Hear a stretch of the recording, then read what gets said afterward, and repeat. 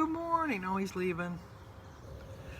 Can't turn around quick enough. I have a video that I'll show you when I'm done here of a bunny that he must have been sleeping. He's been sitting in the same position for about 10 or 15 minutes, but there's a dog coming.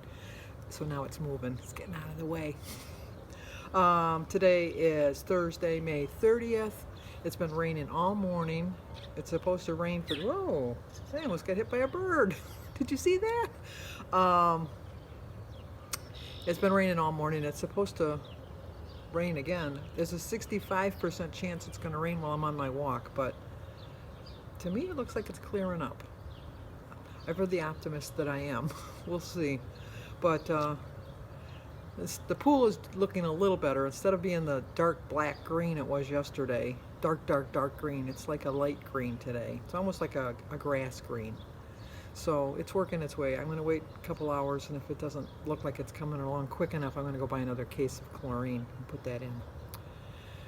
And we've got bad news that Jim's brother had a heart attack and he's in the hospital. And we're going to go see him not till Saturday. He's in intensive care, and his son had said maybe we could wait until a couple days before we come to see him. He's going to go to a nursing home after that. He has diabetes, and so I guess he's gone blind too at the same time. Well, he's gone blind, and Jim's brother's kind of a recluse, doesn't really want to see anybody. You know, it never answers his phone if you try to call him, and Jim and him are not close. They've never really been close. Tom always fancied that he was going to marry me. He really pursued me, and I'll be honest, I was never tempted. And really, he had a really nice car. He had a really nice car.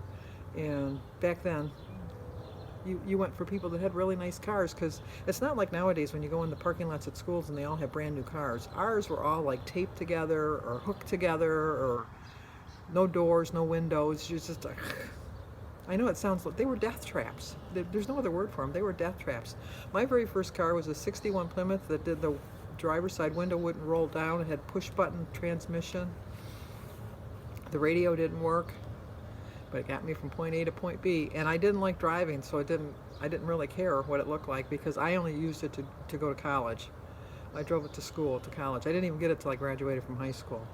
But anyway, Tom was always pursuing me. And I remember that one time Jim worked at this little restaurant on 8 Mile in Kelly called Biff's. He was a short order cook. Jim loved cooking. He actually cooked in the Army and was going to be a chef when he got out of school, but his mother talked him out of it. She didn't think that was a career for him, a career choice. So he went into the sprinkler fitter trades with my father and made a very good living. And he still cooks. He took cake decorating classes. We went to the state fair one time, and they had a contest for amateurs, and he won a prize, and it got the notion in him that he wanted to start doing it. So he decorated most of my kids' birthday cakes. Most of my kids, I think. He didn't do Jimmy's, he did Danny's and Christie's. His best one, I think, was for Danny. It was a cake with all these little clowns, and some were standing, and some were sitting, and some were laying down. Danny's got those pictures, but if I ever remember, I'll get a picture of the cake, because he did a really good job.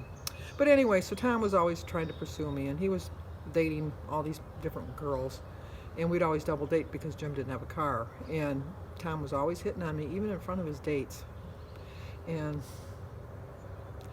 I mean, I was no prize, so I don't know what the big deal was. I really don't.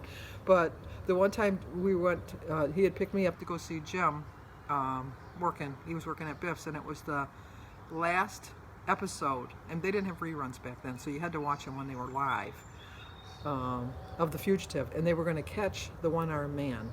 And that was, like, at the time, I think one of the highest rated shows, and that was the highest rated thing to see at the time, and I wanted to go see it. And Jim was giving me a hard time that I was picking a TV show rather than him, and I should stay there and visit with him. And then we were just going back and forth. We weren't really fighting, we were just kind of disagreeing. And so Tom told me, he said, well, I'll drive you home. And I go, well, you know, I don't want to upset Jim. You know, it's just a TV show, and he's right, blah, blah, blah. You know, because back then you do everything for your man. And Tom says, you know, I think that if you really just threatened him with, like, you're going to break up with him and give him back his ring, that'll bring him to his senses, because he's not going to want to lose you. And I thought, you know, you're right. And for the one time in my life, I took some bad advice. And Jim came back from whatever order he was making, and I took my ring off and I said, you have to choose between letting me go watch The Fugitive or taking the ring back. He took the ring back. I was like in utter shock that he took the ring back. I just sat there. I said, you've got to be kidding me. I didn't say that. I said, you got to be shitting me. And he said, yeah, go see your show. That's more important. Go see your show. I don't care. And he put the ring in his pocket and walked away. So Tom said, well, let me take you home. Well, you know, I'm not going to sit there. So Tom took me home and then proceeded to make a move on me. And I had nothing to do with him. And I said no. So I got out of the car and I walked the rest of the way home because I was just so pissed. And I got home and got to see The Fugitive, got to see who the one-armed man was. And then I was just like the whole night, I just couldn't cry. I couldn't sleep. I was crying. I was waiting. Back then, you never called the boy. The boy always called you. I was waiting and waiting for his phone call because I thought he's going to call me any minute and apologize. And he never called. He never called. And so I thought, this is it. This was stupid because at that was the moment I really realized that I really loved Jim. Up until that point, I thought, you know, he's a good enough guy. He's a good enough guy. But at that point, I realized, you know, I really love him, and I don't want to lose him. And he didn't call me the next day either. And so I thought, you know what? Because I listened to Tom, you stupid, stupid girl. Now you've lost him. And then the next day, no call. I thought, what's going on? What's just going on? And then finally the next day Jim called me and he said, you know, I can't live without you. You know, I'm mad because of that. And my brother told me that he tried to make a move on you and that you got out of the car and walked home. And I guess we really are meant for each other. Can I come over and give you your ring back? And I went, yes, you can. So he came over, and I collected stuffed animals at the time. And he came home back with a stuffed animal, a big box of candy, and my ring. And the rest is history. Oh, what movie is that from? History. Okay, I gotta get going or I'm gonna get caught in the rain. Oh, the phone's ringing. Maybe it's for me. Who's to know? I go. Okay, I gotta go. And I'll show you the bunny clip right now. Okay, we don't get squirrels. We get bunnies. I have a whole bunch of bunnies under my deck. They make that their home. But he's been sitting there quite a while. I think he's sleeping with his eyes open, to be honest with you, because he's been there for a good 10 minutes, not moving. But here comes a dog, so we'll be seeing some movement here pretty soon. Well, guess who didn't beat the rain? I'm a mile away from home, so I'm hoping that Jim's going to see how hard it's raining and he's going to come and find me.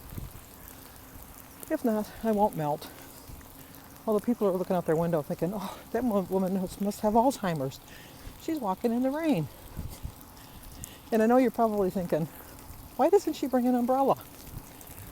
I don't believe in umbrellas. They're too much work. Just think it's, I don't know. It's silly on my part, I realize. But then you gotta hold it. I don't know. The rain's not bothering me. I'll be home soon. Another 11, 12 minutes. I'll be fine. Okay, I'll talk to you guys when I get home.